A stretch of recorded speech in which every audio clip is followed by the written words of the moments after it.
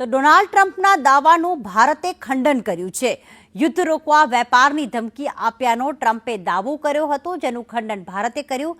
ભારતે ટ્રમ્પના દાવાને નકાર્યો છે। વેપાર બંધ કરવાની ધમકી આપીને યુદ્ધ રોકાવ્યું તેવું ટ્રમ્પે કહ્યું હતું, પણ ભારતે કહ્યું છે કે કોઈ ધમકી આપવામાં નથી આવી।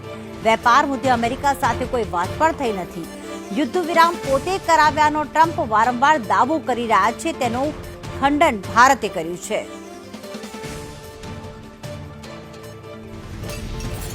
We helped a lot, and we helped also with trade. I said, come on, we're going to do a lot of trade with you guys. Let's stop it. Let's stop it. If you stop it, we're doing trade. If you don't stop it, we're not going to do any trade. People have never really used trade the way I used it, that I can tell you. And all of a sudden they said, I think we're going to stop.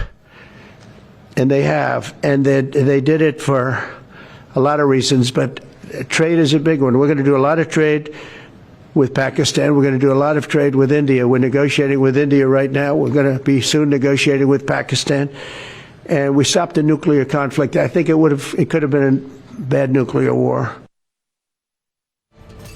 તો ભારતે જે ટ્રમ્પે દાવો કર્યો હતો કે અમે ભારત સાથે વાતચીત કરી કે ચલો આ રોકી દઈએ, યુદ્ધ રોકી દઈએ, અમે તમારી સાથે વેપાર વધારીશું, પરંતુ ભારતે કહ્યું છે કે વેપાર મુદ્દે કોઈ ચર્ચા થઈ જ નથી। અને જો એવો દાવો કરતા હોય ટ્રમ્પ કે અમે વેપારના કારણે આ યુદ્ધ રોક્યું છે કે પછી આ તણાવ ઓછો કરવાનો પ્રયાસ કર્યો, તો એવું છે નહીં, કારણ કે વેપાર માટે આ જે દાવો કરી રહ્યું છે ડોનાલ્ડ ટ્રમ્પ એ સદંતર ખોટો છે। વેપાર મુદ્દે કોઈ વાતચીત થઈ જ નથી। ટ્રમ્પે કહ્યું કે અમે ન્યુક્લિયર યુદ્ધ રોકાવ્યું છે, તો ક્યાંય ભારતે એવું કહ્યું છે કે વાતચીત જે થઈ છે એમાં વેપાર મુદ્દે કોઈ પણ પ્રકારનો જે ટ્રમ્પનો દાવો છે તે કોઈ વાતચીત થઈ જ ન હતી।